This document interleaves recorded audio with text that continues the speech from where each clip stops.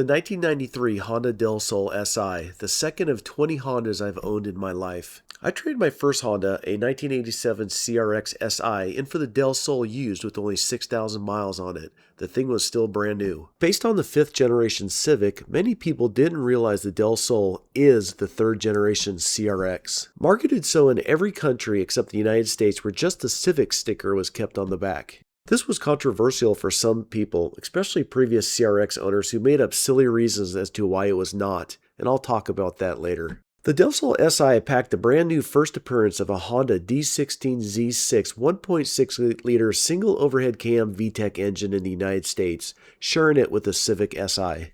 This engine has 125 horsepower and 106 torque and redlined at 7,200 RPM. It ran a 0 to 60 in 8.4 and a quarter mile in 16.1 seconds. Now, in my last video, I spoke about the weight of my 97 CRX SI being 1,900 pounds, and that the Del Sol SI at this point was already up to 2,400 pounds. This is what killed the previous CRXs, as the new government crash mandate technologies were already dramatically increasing weight. You name it, airbags have massive safety structures which made up the bulk of this weight, not bloat. The previous generation Civic chassis would not handle this, so Honda had to make large changes to the Civic platform. But as you can see, Honda compensated with engine power and was able to maintain similar performance numbers. Both cars were still making every other car in their class at the time look silly. Now let's talk about VTEC. Why? Because Honda was made by VTEC. Most don't realize that yes, Honda makes cars, but it is actually primarily an engine company. Honda was and still is the world's largest manufacturer of internal combustion engines, making arguably the most advanced engines now for decades. VTEC is simply a cheat by lifting cams at high RPMs to open the engine's power up.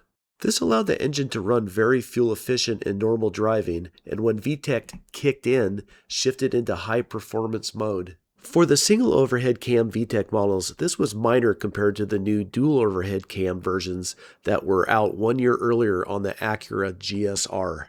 These 4-cylinder Honda engines in the early 90s dominated any engine in their class by far. Stock for stock, these little dual overhead cam VTEC cars could accelerate and handle better than a car like a 4.8-liter Mustang GT of the time, having dual wishbone suspension. This led to a lot of jealousy and memes having existed ever since. However, consider the fact that within 10 years, every single manufacturer had copied Honda with a variant of VTEC.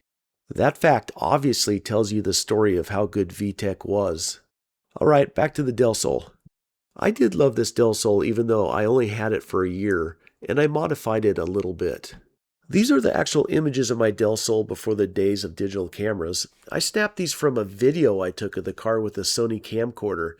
ChatGPT cleaned them up perfectly and brought out the true color as it would have looked in that day. I am embarrassed at the first wheel choices I picked in the 1993, but 16-inch wheels on Hondas back then were unheard of and I gave it a shot, but it wasn't great.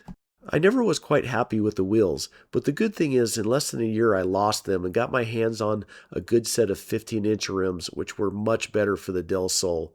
This is a story for my next video. I really like this car. The targa-top design was amazing, and as a 20-year-old I shredded the car for a good year.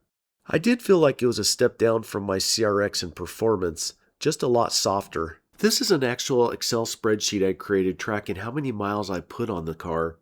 Gas was only $1.39 a gallon and I got over 30 miles per gallon. Awesome for 1993. Yet still, I did get into a lot of trouble with the popo. This is a picture of me in this Del Sol. It's a long story. I'll leave it up to your imagination.